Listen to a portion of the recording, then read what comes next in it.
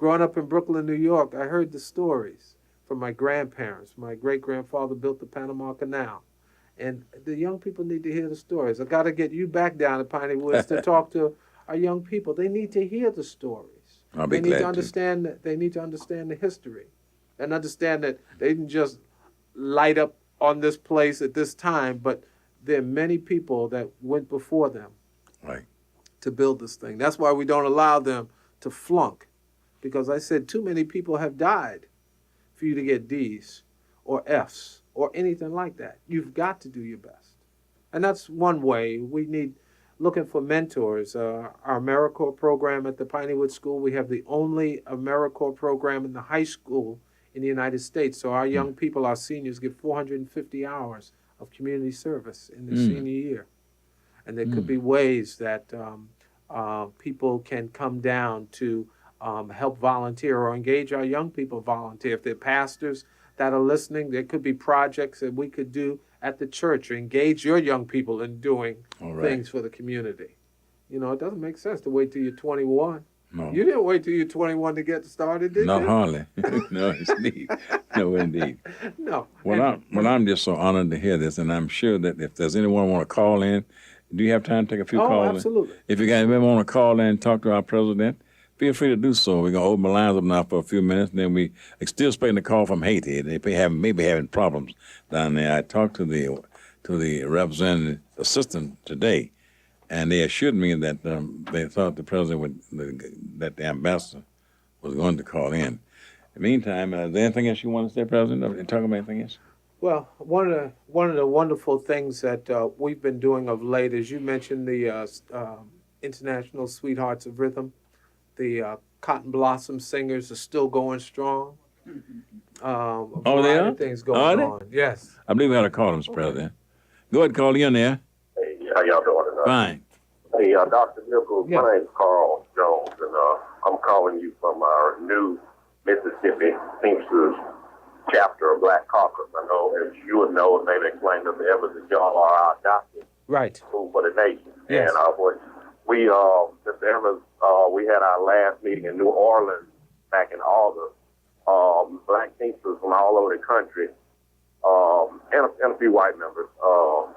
We raised about $8,000. Yes. It was within about a 3-day period. Yes. For that school. And the students that came, they were able to attend a few of our workshops. We had a workshop on financial planning, and those children were so excited.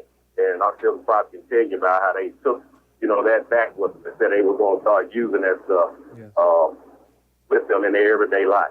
Yeah. But I just wanted to say hello to you, and me and Ms. Payne be in contact with you. Well, I really, really appreciate it. And the Teamsters, the Black Caucus of the Teamsters Union has been so much a part of what we've done. Every year they come down in February and present a Black History program for us. And so we really appreciate the support of the Teamsters that are local and also those that are national, because it's the national scope of the Teamsters. So appreciate your call in.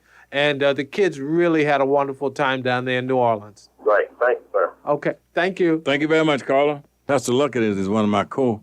I'm Pastor Paul Luckett of Blessed Trinity United Methodist Church in St. Paul United Methodist Church in Clinton and Jackson.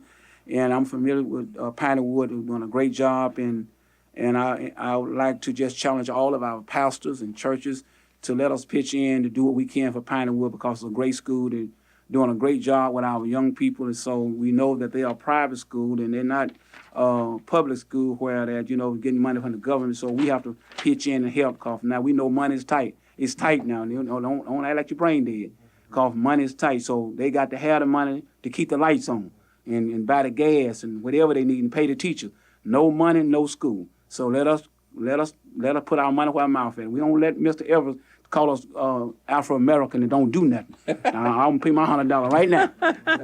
Thank you very much, Pastor. We appreciate that. That's what we step up to the plate. So any more of you out there that want to step up to the plate, not only, and I use it very loosely because sometimes we forget where we came from, Pastor. And yes. I don't want and I use the word colored and Negro because I don't want anybody to think that I'm not proud of being a Negro. Right. Proud of being a guy. So right now I just be teasing most when I be saying those things. But If there's anyone out there, okay, what you are, that feel like that you need to do something other and want to do something other to help keep our young people going, feel free to come in and call. And if you can't make it here tonight, if you call this station, I'll give you the address now where you can send donations to direct to Piney Woods. And I guarantee they'll be used for the benefit of those young people who are there. So now let's don't just make excuses, us folks and white folks too. We need your money too. Mr. President, you have anything else you want to say? Yeah, well, I think, well, first I want to thank Pastor Luckett for the support. You know, an essential part of what we do is making sure that our kids get not only the academic training and rigor, but also the spiritual training and rigor. And the churches that support us, like St. Paul, United Methodist Church, and others around, are very needed and necessary. So we appreciate the support, Pastor Luckett, and we look forward to receiving the support from other churches in the area. All right. And you know, Mr. Evers, you know there are only 4 black boarding schools left in the United States. No, I didn't. You know, at the turn of the century, there were over 200 African-American boarding schools, black boarding schools, and there are only 4 left in the country. Can you give us a reason why that is? Well, I think a couple of things. The main thing is just money, just supporting, getting people to support the various schools.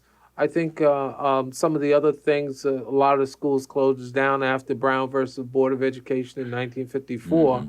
But, you know, there's just this, and there's such a need for it, you know, even with some of the things and the discussions going on around, there's a need for African-American boarding schools because our kids get an idea of what their culture and history is.